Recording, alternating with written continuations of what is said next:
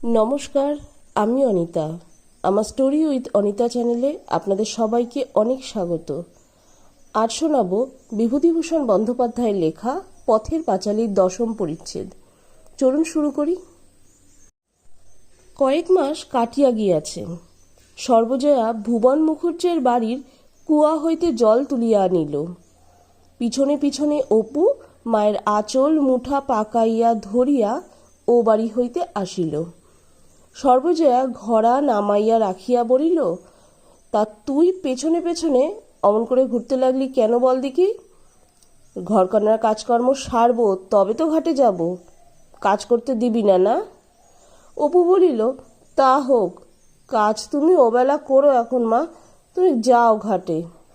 পরে মায়ের সহানুভূতি আকর্ষণের আশায় অতীব করুণ সুরে কহিল, আচ্ছা, আমার খিদে পায় না, আজ 4 দিন যে খাইনি। খাওনি তো করবো কি?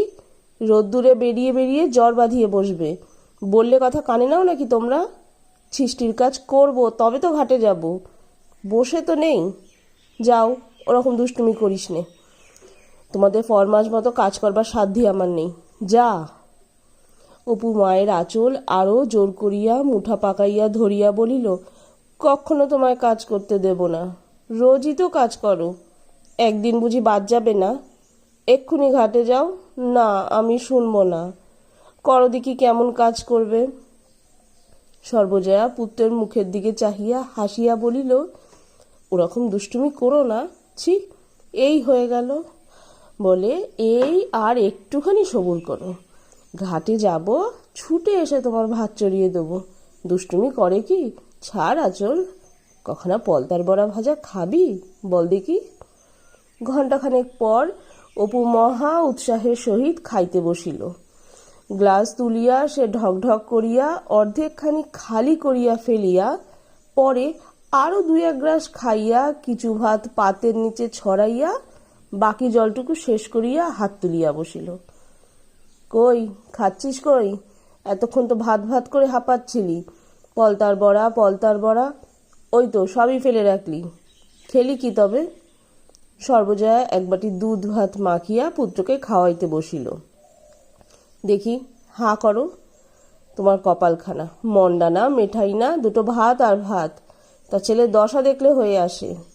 রোজ ভাত খেতে বসে মুখ কাচুমাচু, বাঁচবে কি খেয়ে? বাঁচতে কি এছো? আমার জ্বালাতে এছো বই তো নয়, ওরকম মুখ ঘুরিও না, ছি। হাঁ করো লক্ষ্মী, দেখি এই দলাটা হলেই হয়ে গেল।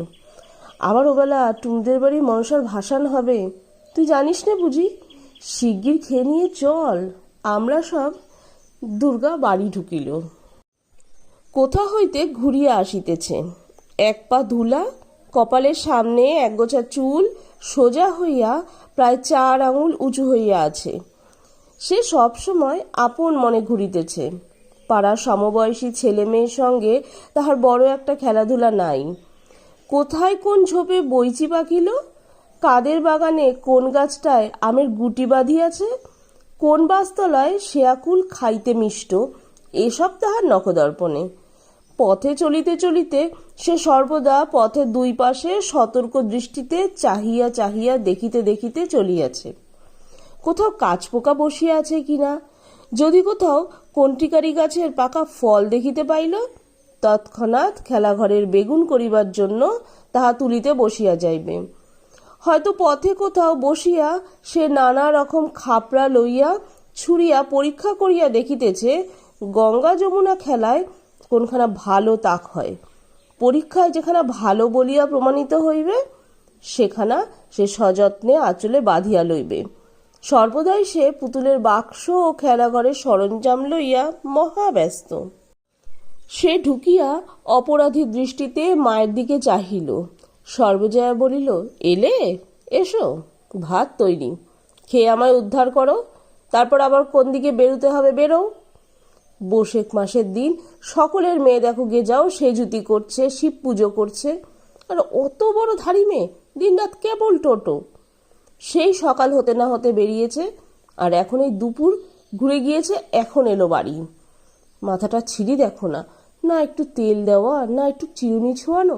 কে বলবে বামুনের মেয়ে? ঠিক যেন দুলে কি বাগদিদের কেউ, বিয়েও হবে ওই দুলে বাগদিদের বাড়িতেই। আঁচলে এগুলো কি ধনদৌলত বাঁধা, খোল। দুর্গা ভয়ে ভয়ে আঁচলে খুঁট খুলিতে খুলিতে কহিল, ওই রায় কাকাদের বাড়ির সামনে অনেক কালকা শুনতে গেছে। পরে ঢোক গিলিয়া কহিল, এই অনেক বেনে বউ, তাই বেনে বউয়ের কথায় হৃদয় গলে না, এমন পাষাণ জীবও জগতে অনেক আছে। সর্বজয়া তেলে বেগুনে জ্বলিয়া কহিল, তোর বেনে বউয়ের নিকুচি করেছে, যত ছাই আর ভস্য রাত দিন বেঁধে নিয়ে ঘুরছেন। আর টান মেরে তোমার পুতুলের বাক্স ওই বাসতলার ডোবায় যদি না ফেরি, তবে। সর্বজয়ার কথা শেষ হইবার পূর্বেই এক ব্যাপার ঘটিল। আগে আগে ভুবন মুখুজ্জের বাড়ির সেজ ঠাকুরন, পিছনে পিছনে আর 5টি ছেলে মেয়ে সম্মুখের দরজা দিয়া বাড়ি ঢুকিল। সেজ ঠাকুরন কোনো দিকে না চাহিয়া বা বাড়ির কাহারও সহিত কোনো আলাপ না করিয়া সোজা হন হন করিয়া ভিতরের দিকে রোয়াকে উঠিলেন। নিজের ছেলের দিকে ফিরিয়া বলিলেন, কই নিয়ে আয়, বের কর পুতুলের বাক্স দেখি। এবারে কেউ কোনো কথা বলিবার পূর্বেই টুনু ও সতু দুজনে মিলিয়া দুর্গার টিনের পুতুলের বাক্সটা ঘর হইতে বাহির করিয়া আনিয়া রোয়াকে নামাইল, এবং টুনু বাক্স খুলিয়া খানিকটা খুঁজিবার পর একছড়া পুতির মালা বাহির করিয়া বলিল, এই দেখো মা, আমার সেই মালাটা, সেদিন যে সেই খেলতে গিয়েছিল সেদিন চুরি করে এনেছে। সতু বাক্সের এক কোণ সন্ধান করিয়া গোটাকতক আমের গুটি বাহির করিয়া বলিল, এই দেখো জেঠিমা, আমাদের সোনামুখী গাছের আম পেড়ে এনেছে। ব্যাপারটা এত হঠাৎ হইয়া গেল, বা ইহাদের গতিবিধি এবারই সকলের কাছেই এত রহস্যময় মনে হইল যে এতক্ষণ কাহারও মুখ দিয়া কোনো কথা বাহির হয় নাই। এতক্ষণ পরে সর্বজয়া কথা খুঁজিয়া বলিল, কি কি খুড়িমা, কি হয়েছে? পরে সে রান্নাঘরের দাওয়া হইতে ব্যগ্রভাবে উঠিয়া আসিল। এই দেখো না কি হয়েছে, কীর্তিখানা দেখো না একবার। তোমার মেয়ে সেদিন খেলতে গিয়ে টুনুর পুতুলের বাক্স থেকে এই পুতির মালা চুরি করে নিয়ে এসেছে। মেয়ে কদিন থেকে খুঁজে খুঁজে হয়রান, তারপর সতু গিয়ে বললে যে তোর পুতির মালা দুর্গা দিদির বাক্সের মধ্যে দেখে এলাম। দেখো একবার কাণ্ড, তোমারও মেয়ে কম নাকি? চোর, চোরের বেহদ্দ চোর। আর ওই দেখো না, বাগানের আমগুলো গুটি পড়তে দেরি হয় না, চুরি করে নিয়ে এসে বাক্সে লুকিয়ে রেখেছে। যুগপৎ 2 চুরির অতর্কিততায় আড়ষ্ট হইয়া দুর্গা পাঁচিলের গায়ে ঠেস দিয়া দাঁড়াইয়া ঘামিতেছিল। সর্বজয়া জিজ্ঞাসা করিল, এনেছি সেই মালা ওদের বাড়ি থেকে? দুর্গা কথার উত্তর দিতে না দিতে সেজে বউ বলিলে, না আনলে কি আর মিথ্যে করে বলছি নাকি? বলি এই আম কটা দেখো না, সোনামুখীর আম চেনো নাকি? এও কি মিথ্যে কথা? সর্বজয়া অপ্রভৃত হইয়া বলিল, না সেজখুড়ি, আপনার কথা মিথ্যে তা তো বলিনি, আমি ওকে জিজ্ঞেস করছি।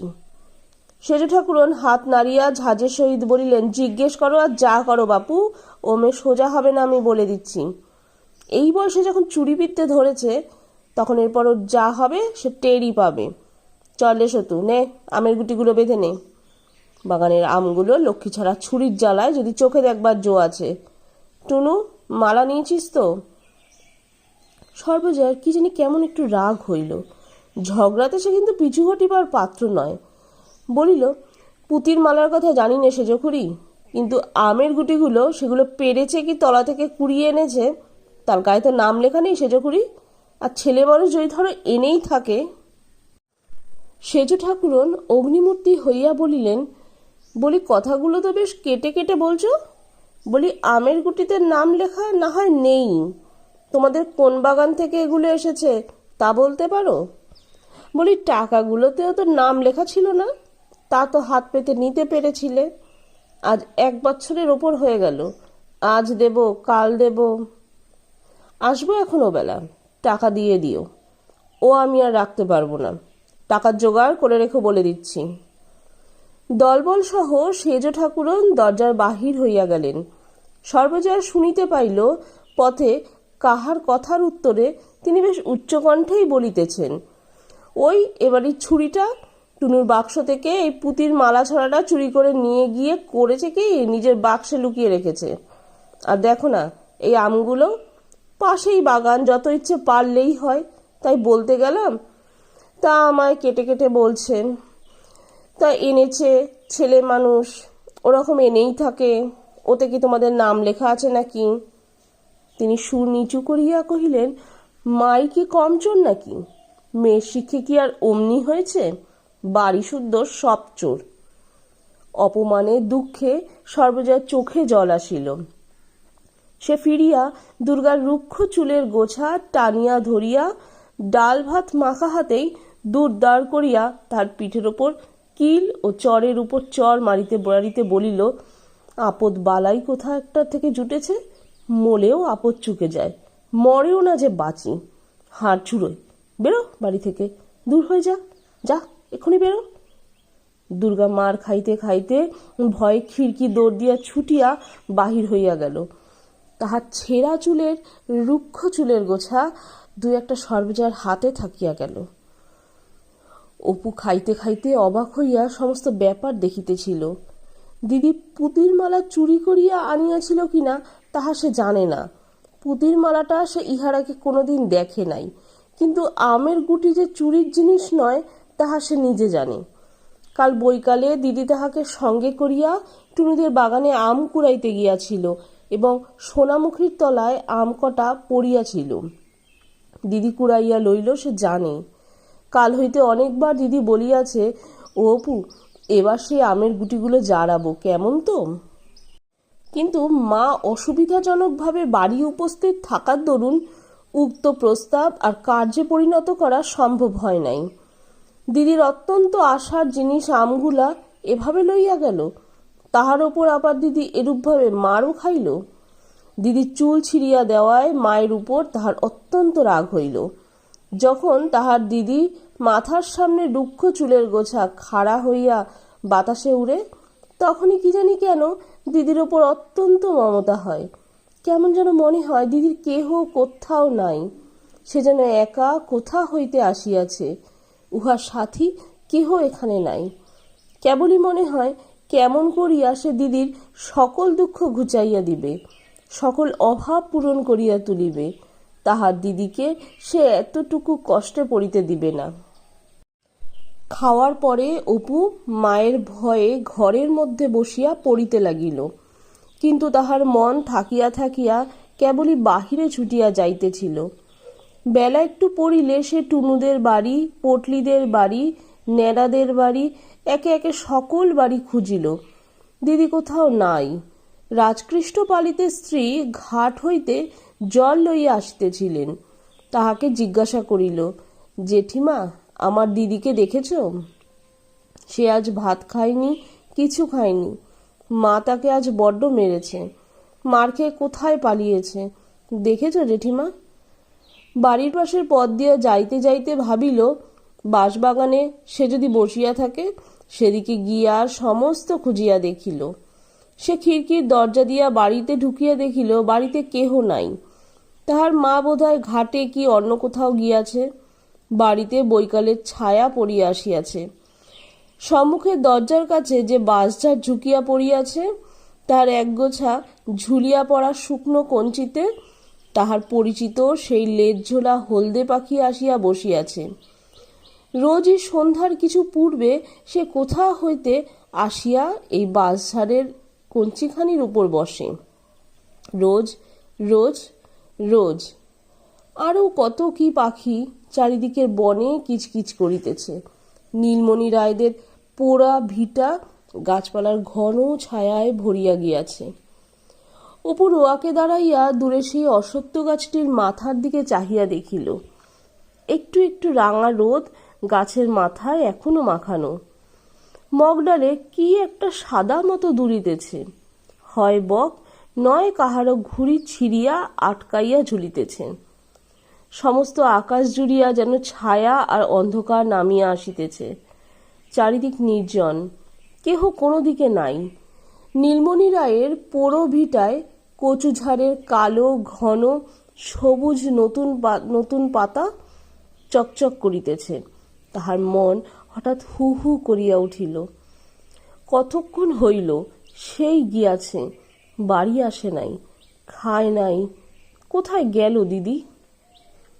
ভুবন মুখুজ্জের বাড়ির ছেলেমেয়েরা মিলিয়া উঠানে ছুটাছুটি করিয়া লুকোচুরি খেলিতেছে। রানু তাহাকে দেখিয়া ছুটিয়া আসিল। ভাই, অপু এসেছে, ও আমাদের দিকে হবে, আয় রে অপু। অপু তার হাত ছাড়াইয়া লইয়া জিজ্ঞাসা করিল, আমি খেলবো না রানুদি, দিদিকে দেখেছ? রানু জিজ্ঞাসা করিল, দুর্গা? না, তাকে তো দেখিনি। বকুলতলায় নেই তো? বকুলতলার কথা তাহার মনেই হয় নাই। সেখানে দুর্গা প্রায় থাকে বটে। ভুবন মুখুজ্জের বাড়ি হইতে সে বকুলতলায় গেল। সন্ধ্যা হইয়া আসিয়াছে।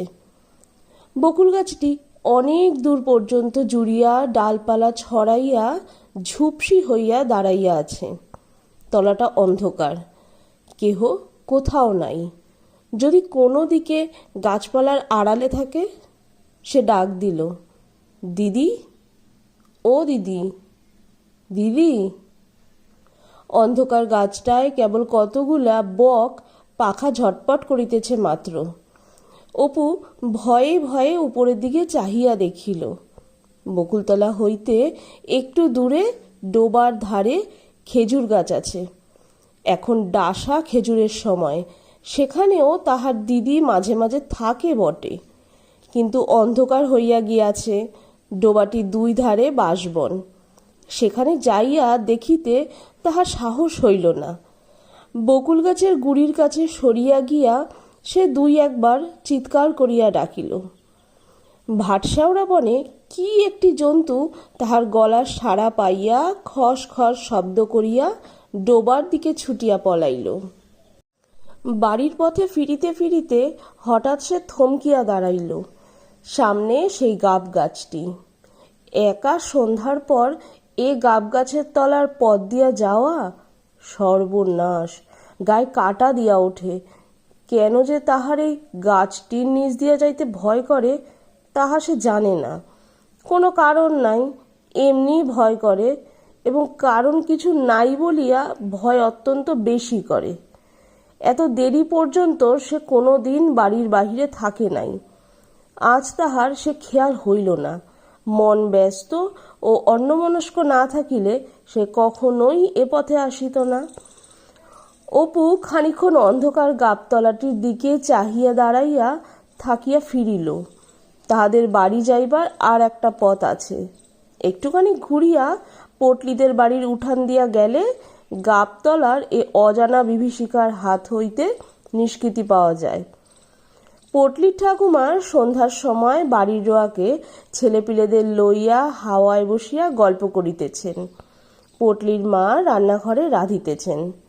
উঠানের মাচাতলায় বিধু জেলেনি দাঁড়াইয়া মাছ বিক্রয়ের পয়সা তাগাদা করিতেছে। অপু বলিল, দিদিকে খুঁজতে গিয়েছিলাম ঠাকুমা, বকুলতলা থেকে আসতে আসতে। ঠাকুমা বলিলেন, দুর্গা? এই তো বাড়ি গেল, এই কতক্ষণ যাচ্ছে, ছুটে যা দেখি, বোধহয় এখনো বাড়ি গিয়ে পৌঁছয়নি। সে এক দৌড়ে বাড়ির দিকে ছুটিল। পিছন হইতে পটলির বোন রাজি চেঁচাইয়া বলিল, কাল সকালে আসিস অপু, আমরা গঙ্গা যমুনা খেলার নতুন ঘর কেটেছি, ঢেকশালের পিছনে নিমতলায়। দুর্গাকে বলিস। তাহাদের বাড়ির কাছে আসিয়া পৌঁছিয়া হঠাৎ সে থমকিয়া দাঁড়াইয়া গেল। দুর্গা আর্তস্বরে চিৎকার করিতে করিতে বাড়ির দরজা দিয়া দৌড়াইয়া বাহির হইতেছে। পিছনে পিছনে তাহার মা কি একটা হাতে মারিতে মারিতে তাড়া করিয়া ছুটিয়া আসিয়াছেন। দুর্গা গাবতলার পথ দিয়া ছুটিয়া পলাইল। মা দরজা হইতে ধাবমানা মেয়ের পিছনে চেঁচাইয়া বলিল, যাও, বেরো, একেবারে জন্মের মতো যাও, আর কখনো বাড়ি যেন ঢুকতে না হয়। বালাই আপদ চুকে যাক, একেবারে ছাতিমতলায় দিয়ে আসি। ছাতিমতলায় গ্রামের শ্মশান। অপুর সমস্ত শরীর যেন জমিয়া পাথরের মতো আড়ষ্ট ও ভারী হইয়া গেল। তাহার মা সবেমাত্র ভিতরের বাড়িতে ঢুকিয়া মাটির প্রদীপটা রোয়াকে ধার হইতে উঠাইয়া লইতেছে। সে পা টিপিয়া টিপিয়া বাড়ি ঢুকিতেই তাহার মা তাহার দিকে চাহিয়া বলিল, তুমি আবার এত রাত পর্যন্ত কোথায় ছিলে শুনি? মোটে তো আজ ভাত খেয়েছ। তাহার মনে নানা প্রশ্ন জাগিতেছিল। দিদি আবার মার খাইল কেন? সে এতক্ষণ কোথায় ছিল? দুপুরবেলা দিদি কি খাইল? সে কি আবার কোনো জিনিস চুরি করিয়া আনিয়াছে? কিন্তু ভয়ে কোনো কথা না বলিয়া সে কলের পুতুলের মতো মায়ের কথা মতো কাজ করিয়া ঘরের মধ্যে ঢুকিল। পরে ভয়ে ভয়ে প্রদীপ উস্কাইয়া নিজের ছোট বইয়ের দপ্তরটি বাহির করিয়া পড়িতে বসিল। সে পড়ে মোটে তৃতীয় ভাগ, কিন্তু তাহার দপ্তরে দুখানা মোটা মোটা ভারী ইংরাজি কি বই, কবিরাজি ঔষধের তালিকা, একখানা পাতা ছেঁড়া দাশুরায়ের পাঁচালী, একখানা 1303 সালের পুরাতন পাজি প্রভৃতি আছে। সে নানা স্থান হইতে চাহিয়া এগুলি জোগাড় করিয়াছে এবং এগুলি না পড়িতে পারিলেও রোজ একবার করিয়া খুলিয়া দেখে। খানিকক্ষণ দেওয়ালের দিকে চাহিয়া সে কি ভাবিল, পরে আর একবার প্রদীপ উস্কাইয়া দিয়া পাতা ছেঁড়া দাশুরায়ের পাঁচালিখানা খুলিয়া অন্যমনস্কভাবে পাতা উল্টাইতেছে। এমন সময় সর্বজয়া এক বাটি দুধ হাতে করিয়া ঢুকিল। বলিল, এসো খেয়ে নাও দেখি। অপু দ্বিরুক্তি না করিয়া বাটি উঠাইয়া লইয়া দুধ চুমুক দিয়া খাইতে লাগিল। অন্যদিন হইলে এত সহজে দুধ খাইতে তাহাকে রাজি করানো খুব কঠিন হইত। একটুখানি মাত্র খাইয়া সে বাটি মুখ হইতে নামাইল। সর্বজয়া বলিল, কি নাও, সবটুকু খেয়ে ফেলো, ওইটুকু দুধ ফেললে তবে বাঁচবে কি খেয়ে?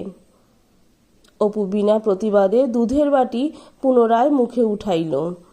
সর্বজয়া দেখিল সে মুখে বাটি ধরিয়া রহিয়াছে, কিন্তু চুমুক দিতেছে না। তাহার বাটি শুদ্ধ হাতটি কাঁপিতেছে। পরে অনেকক্ষণ মুখে ধরিয়া রাখিয়া হঠাৎ বাটি নামাইয়া সে মায়ের দিকে চাহিয়া ভয়ে কাঁদিয়া উঠিল। সর্বজয়া আশ্চর্য হইয়া বলিল, কি হলো রে, কি হয়েছে? জিভ কামড়ে ফেলেছিস? অপু মায়ের কথা শেষ হইবার সঙ্গে সঙ্গে ভয়ের বাঁধ না মানিয়া ডুকরিয়া কাঁদিয়া উঠিয়া বলিল, দিদির জন্য বড্ড মন কেমন করছে। সর্বজয়া অল্পক্ষণ মাত্র চুপ করিয়া বসিয়া পরে সরিয়া আসিয়া ছেলের গায়ে হাত বুলাইতে বুলাইতে শান্ত স্বরে বলিতে লাগিল, কেঁদো না, অমন করে কেঁদো না। ওই পট্টিদের কি নেড়াদের বাড়ি বসে আছে, কোথায় যাবে অন্ধকারে? কম দুষ্টু মেয়ে নাকি?